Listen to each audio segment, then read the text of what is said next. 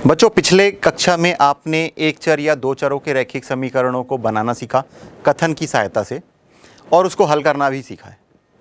इस अध्याय में हम कथनों से रैखिक असमीका बनाना सीखेंगे तथा एक चर और दो चर के रैखिक असमीकाओं का हल अलग अलग विधियों के द्वारा देखेंगे।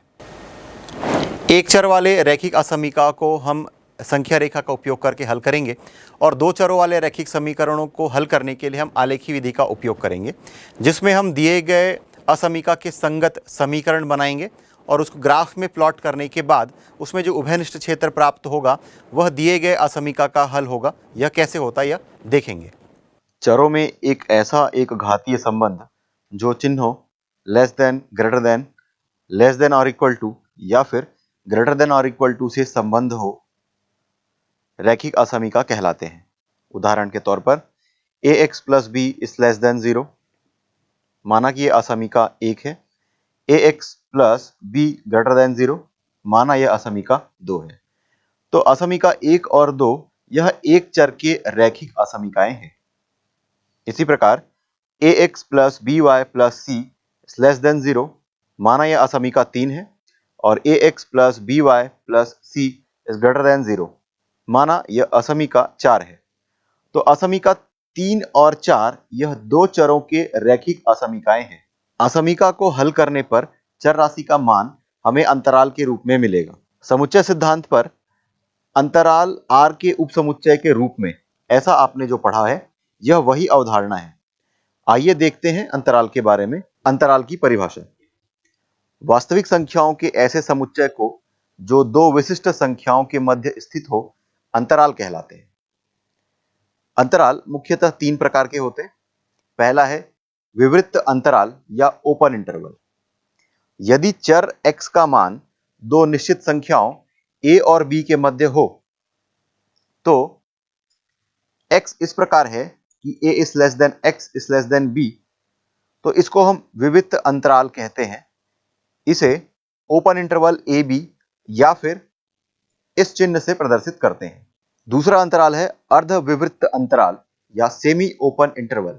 एक समुच्चय x इस प्रकार है कि a इज लेस देन और equal to x is less than b, इसे अर्ध विवृत्त अंतराल कहते हैं। इसमें a शामिल होता है, b नहीं। इसे इस चिन्ह से प्रदर्शित करते हैं। इसी प्रकार समुच्चय x इस प्रकार है कि a is less then x is less than और इक्वल टू b, इसे भी अर्ध विवृत्त अंतराल कहते हैं। इसमें b शामिल होता है, a नहीं। इसे इस चिन्ह से प्रदर्शित करते हैं। तीसरा अंतराल है संवृत्त अंतराल या क्लोज्ड इंटरवल। एक समुच्चय x इस प्रकार है कि a इज लेस देन और equal to x is less than और इक्वल टू b को, जिसमें a और b दोनों शामिल होते हैं, संवृत्त अंतराल कहते हैं। इसे क्लोज्ड इंटरवल a b से प्रदर्शित करते हैं। अब आगे देखते हैं कि एक चर वाले असमीकाओं का हल किस प्रकार किया जाता है। एक चर x वाला रैखिक असमीकाएं ax plus B is greater than 0, ax plus B greater than और equal to 0, ax plus B less than 0 और ax plus B less than और इक्वल टू 0 के रूप में होते हैं। एक चर वाले रैखिक असमीकाओं को हल करने के लिए चर को बाएं पक्ष में और अचर को दाएं पक्ष में रखते हैं। असमीका को चर के गुणांक से भाग देते हैं और जो मान हमें प्राप्त होता है वह उसका हल होता है। एक चर में रैखिक असमीका निकाय, तो दो और दो से अधिक एक चर में रैखिक असमीका एक चर में रैखिक असमीका निकाय बनाते हैं। अर्थात यदि आपको दो रैखिक असमीकाएं दी गई हो तो ये दोनों मिलकर के रैखिक असमीका का निकाय बनाते हैं। असमीका निकाय का हल ज्ञात करने के लिए हम दिए गए असमीकाओं का हल समुच्चय अलग अलग ज्ञात करते हैं। इसके पश्चात इनका उभयनिष्ठ हल समुच्चय ज्ञात करते हैं। उभयनिष्ठ हल समुच्चय ही असमीका निकाय का हल होगा। असमीका का हल: सॉल्यूशन ऑफ एन इनइक्वेशन। किसी असमीका का हल चर राशि का वह मान है जो कथन को सत्य बनाता है। उदाहरण के तौर पर 2x minus 4 is less than और इक्वल टू 0। तो इस असमीका के लेफ्ट साइड पर यदि हम x इक्वल टू 1 रखते हैं तो हमें मिलता है 2 into 1 minus 4 equal to 2 minus 4 equal to -2। तो ये जो -2 है यह लेस देन और इक्वल टू 0 है, जो कि असमीका 1 को सत्य बतलाता है। इस प्रकार x इक्वल टू 1 असमीका का एक हल है। इसी प्रकार असमीका के और भी हल प्राप्त होंगे। हल समुच्चय या सॉल्यूशन सेट। दिए गए असमीका का सभी संभव हलों का समुच्चय हल समुच्चय कहलाता है। आगे हम देखेंगे कि असमीका का हल समुच्चय कैसे ज्ञात करते हैं। एक चर वाले रैखिक असमीका को हल करने के नियम। मुख्यतः 4 नियम हैं। इन नियमों का उपयोग करके हम किसी भी रैखिक असमीका को हल कर सकते हैं। तो इसमें पहला नियम है, समान संख्या को असमीका के दोनों ओर जोड़ा या घटाया जा सकता है चिन्ह में परिवर्तन किए बिना। अर्थात यदि आप असमीका के दोनों ओर किसी समान संख्या को जोड़ते या घटाते हैं तो उसके चिन्ह में परिवर्तन नहीं होता। उदाहरण के तौर पर 5x minus 3 is less then 3x plus 1। यदि असमीका के दोनों ओर 3 से जोड़ दिया जाए या 3 जोड़ दिया जाए तो असमीका का चिन्ह परिवर्तन नहीं होगा। तो इसे हम लिख सकते हैं 5x minus 3 plus 3 is less then 3x plus 1 plus 3। Solve करने पर हमें मिलेगा 5x is less then 3x plus 4। इसका दूसरा नियम है, असमीका के दोनों ओर समान धनात्मक वास्तविक संख्या से गुणा या भाग किया जा सकता है चिन्ह में परिवर्तन किए बिना। अर्थात असमीका के दोनों ओर एक निश्चित धनात्मक संख्या से आप गुणा और भाग करेंगे तो इसके चिन्ह में कोई भी परिवर्तन नहीं होगा। उदाहरण के तौर पर तीसरा नियम है, वहीं यदि असमीका के दोनों ओर ऋणात्मक वास्तविक संख्या से गुणा या भाग किया जाए तो असमीका के चिन्ह में परिवर्तन हो जाता है। अर्थात यदि किसी असमीका के दोनों ओर आप समान ऋणात्मक वास्तविक संख्या से गुणा करेंगे तो चिन्ह में परिवर्तन हो जाएगा। यदि वो लेस देन साइन है तो वह ग्रेटर देन साइन में कन्वर्ट हो जाएगा, और यदि वो ग्रेटर देन साइन है तो वह लेस देन साइन में परिवर्तित हो जाएगा। इसका चौथा नियम है, किसी संख्या को उभयनिष्ठ निकालकर दूसरे पक्ष में पक्षांतर किया जा सकता है बिना चिन्ह में परिवर्तन किए। अर्थात आप लेफ्ट साइड में या राइट हैंड साइड में किसी संख्या को उभयनिष्ठ निकालकर यदि दूसरे ओर पक्षांतर कर दें तो असमीका के चिन्ह में कोई भी परिवर्तन नहीं होगा। असमीकाओं को हल कीजिए। इसमें पहला प्रश्न है 2x minus 4 is less than और इक्वल टू 0। इसे हमें हल करना है। तो इसे हल करने के पहले हमें लिखना होगा कि जो चीज़ें दी गई है, दिया है 2x minus 4 is less than और इक्वल टू 0। इसे सामान्यतः दो तरीके से हल कर सकते हैं, या तो संख्याओं को जोड़ेंगे या घटाएंगे या फिर पक्षांतर करके हल करेंगे। तो ये 2x minus 4 is less than और इक्वल टू 0 है, तो यदि आप दोनों पक्षों पर 4 ऐड कर दें तो आपको मिल जाएगा, ये -4 और +4 कैंसिल हो जाएगा, 2x इज लेस देन और इक्वल टू 4। अब दोनों पक्षों पर आप 2 से भाग दे दीजिए तो 2x upon 2 is less than और इक्वल टू 4 अपॉन 2, और सॉल्व करने पर आपको मिलेगा x इज लेस देन और इक्वल टू 2। तो ये आपको सॉल्यूशन मिल चुका है, जहाँ पर हमने संख्या को जोड़ा ताकि चर राशि से युक्त पद एक तरफ और अचर राशि वाला पद दूसरे तरफ आ जाए। अब इसी प्रश्न को हम हल करेंगे पक्षांतर करके। तो 2x ये -4 है, इधर जा कर के ये +4 में परिवर्तित हो जाएगा और चिन्ह उसी तरीके से बना रहेगा। अब देखिए कि ये 2x इज लेस देन और इक्वल टू 4 है, तो आप लिखेंगे x इज लेस देन और इक्वल टू 4 अपॉन 2, और आपको सॉल्व करने पर मिलेगा x इज लेस देन और इक्वल टू 2। तो ये आप संख्याओं को जोड़कर या घटाकर बनाइए या फिर सीधे पक्षांतर करके हल कीजिए, आपको हल वही मिलेगा। तो x इज लेस देन और इक्वल टू 2 कोई भी वास्तविक संख्या जो 2 से छोटा या बराबर हो इस असमीका का हल होगा। तो इसे हम रेखा चित्र के द्वारा इस तरीके से प्रदर्शित कर सकते हैं। माना लेफ्ट साइड में माइनस इन्फिनिटी है और राइट हैंड साइड पर प्लस इन्फिनिटी है। तो ये बिंदु है 2 और 2 से छोटा या बराबर, तो 2 से लेफ्ट साइड की ओर जो पॉइंट्स हैं या सारे बिंदु हैं वह इस असमीका का हल होगा। तो इस प्रकार जो अभिष्ट हल है हमें जो चाहिए उसे आप हल समुच्चय भी कहते हैं। तो अभिष्ट हल समुच्चय x belongs to open interval minus infinity और क्लोज्ड इंटरवल +2 होगा।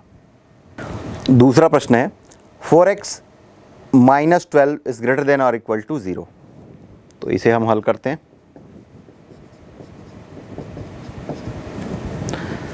Four X minus 12 is greater than और इक्वल टू 0। तो पूर्व में जैसा हमने हल किया था उस तरीके से हल कर सकते हैं। अभी हम सीधे पक्षांतर करके इसका उपयोग करेंगे। तो 4x इज ग्रेटर देन और इक्वल टू 12, ये जो -12 है उधर जा करके +12 हो जाएगा। अब चर राशि को एक तरफ और अचर राशि को एक तरफ, तो यहाँ पर जो 4 है इसे हम पक्षांतर करके राइट साइड पर ले जाएंगे तो मिल जाएगा x इज ग्रेटर देन और इक्वल टू 12/4 और सॉल्व करने पर मिलेगा x इज ग्रेटर देन और इक्वल टू 3। तो x का ऐसा मान जो 3 के बराबर और 3 से बड़ा हो, जो 3 के बराबर या 3 से बड़ा हो। तो यदि इसे हम ग्राफ में प्रदर्शित करें, तो इसे हम यदि संख्या रेखा पर प्रदर्शित करें तो वो कुछ इस तरीके से बनेगा। तो इस तरीके से आप इसका हल समुच्चय है वो लिख सकते हैं x belongs to closed interval 3 और ओपन साइड है इन्फिनिटी, या फिर आप इसे कह सकते हैं सेमी ओपन इंटरवल है ये, और यही इस असमीका का हल है। अगला प्रश्न 3x minus 2/5 is less than और इक्वल टू 4x माइनस 3/2।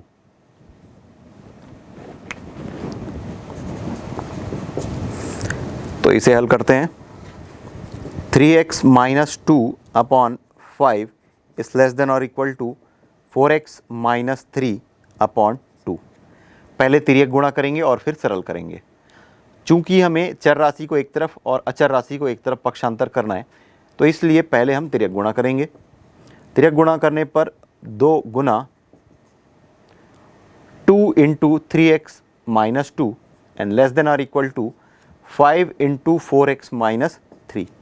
सरल करते हैं तो इसको जब गुणा करेंगे तो मिल जाएगा 6x minus 4 is less than और इक्वल टू 20x माइनस 15। अब चर राशि को एक तरफ और अचर राशि को एक तरफ, तो ये जो -15 है इसे हम लेफ्ट साइड में ले आते हैं तो ये +15 हो जाएगा, और ये 6x इधर पॉजिटिव है इस तरफ जा करके नेगेटिव हो जाएगा। 15 माइनस 4 करेंगे आपको मिल जाएगा 11 और फिर लेस देन और इक्वल टू 14x। 20 में 6 सब्सट्रैक्ट करेंगे मिल जाएगा 14। इसे आप लिख सकते हैं 14x इज ग्रेटर देन और इक्वल टू 11। सॉल्व करने पर आपको मिलेगा x इज ग्रेटर देन और इक्वल टू 11/14। तो इसे हम संख्या रेखा पर प्रदर्शित करें तो कुछ इस तरीके से बनेगा। तो x का ऐसा मान जो कि 11/14 के बराबर या उससे बड़ा है, तो यहाँ से आप हल समुच्चय लिख सकते हैं x belongs to closed interval. चूँकि यहाँ पर x इज ग्रेटर देन और इक्वल टू कहा है, इस वजह से यहाँ पर लेफ्ट साइड पर आपको क्लोज्ड इंटरवल मिलेगा और राइट साइड पर आपको ओपन इंटरवल। तो इस तरीके से यह जो सेमी ओपन इंटरवल है यही इस दिए गए असमीका का हल है। अगला असमीका है 5x minus 3 is less then 3x plus 1। इसे हमें हल करना है। पहला, यदि x एक वास्तविक संख्या है, दूसरा है x जब पूर्णांक संख्या है, और तीसरा है जब x एक प्राकृत संख्या है। तो चलिए इसे हल करते हैं। तो पहला कि 5x minus 3 is less then 3x plus 1। पहले इसे हम सरल कर लेते हैं और फिर आगे स्थितियों को हल करेंगे। तो 3x को हम लेफ्ट साइड पर ले आते हैं, 5x माइनस 3x और ये लेस देन का साइन 1 प्लस 3, ये 3 इधर जा करके प्लस साइन में ऐड हो जाएगा। आगे सॉल्व करेंगे तो मिल जाएगा 2x is less then 4, solve करने पर आपको मिलेगा x is less then 4/2 that is 2। तो ये हमें हल मिल चुका है। इसे संख्या रेखा पर प्रदर्शित करें तो कुछ इस तरीके से दिखाई देगा। तो पहला कहा गया कि x एक वास्तविक संख्या है,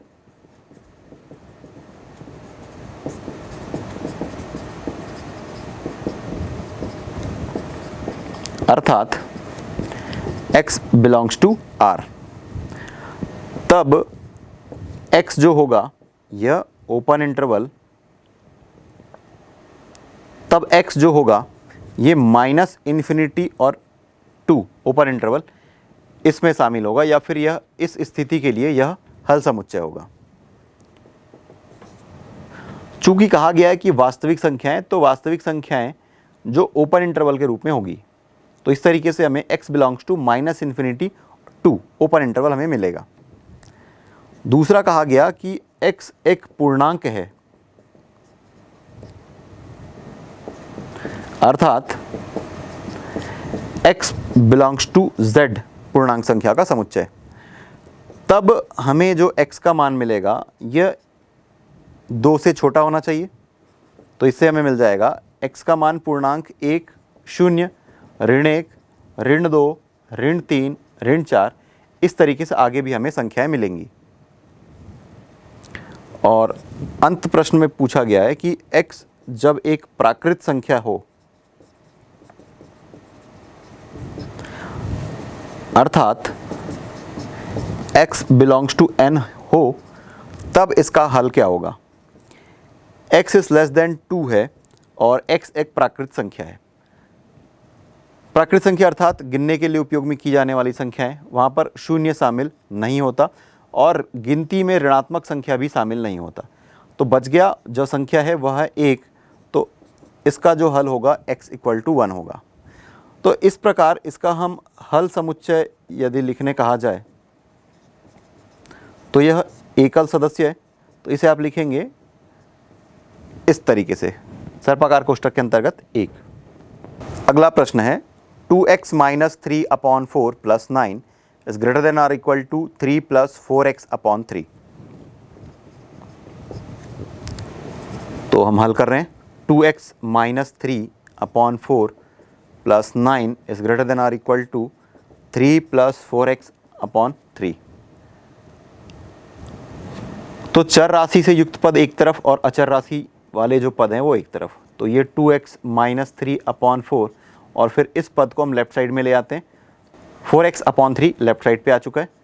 अब ग्रेटर देन और इक्वल टू का साइन और फिर 3 - 9, इसे सॉल्व करने के लिए इसका हम एलसीएम या लघुत्तम समापवर्त निकालेंगे, तो आ जाएगा 12 और 12 को 4 से भाग देंगे आएगा 3 और 3 को इससे गुणा करेंगे तो मिल जाएगा 6x - 9 और 12 को 3 से भाग देंगे आएगा 4 और 4 को 4x से गुणा करेंगे मिल जाएगा 16x और ये ग्रेटर देन और इक्वल टू -6 -6। आगे सरल करने पर आपको मिलेगा ये 6x और -16x, तो ये -10x और ये -9। पक्षांतर कर देंगे, ये जो 12 है इधर गुणा होकर के -72 मिल जाएगा। आगे सरल करेंगे तो मिलेगा -10x इज ग्रेटर देन और इक्वल टू -72 + 9। आगे आपको मिल जाएगा -10x इज ग्रेटर देन और इक्वल टू -63। दोनों तरफ यदि आप ऋण चिन्ह को विलोपित कर दें तो चिन्ह में परिवर्तन आ जाएगा। ये ग्रेटर देन और इक्वल टू है, यह लेस देन और इक्वल टू में परिवर्तित हो जाएगा और आप लिख पाएंगे 10x इज लेस देन और इक्वल टू 63। या फिर इसे आप सरल करें तो लिख पाएंगे x इज लेस देन और इक्वल टू 63/10। ये लगभग 6.3 मिल जाएगा हमें। तो इसका मतलब यह कि x का मान 6.3 के बराबर और उससे छोटा है। तो यदि इसे हम संख्या रेखा में निरूपित करें तो कुछ इस तरीके से दिखाई देगा। और इसका हल समुच्चय लिखने कहा जाए तो वे सारी संख्याएं जो कि 6.3 या फिर 63.10 से छोटी है। ये -∞ ये लेफ्ट साइड में ओपन है और राइट साइड में क्लोज्ड इंटरवल 63/10, यही इसका हल है। अगला प्रश्न 1/x minus 2 is less than 0।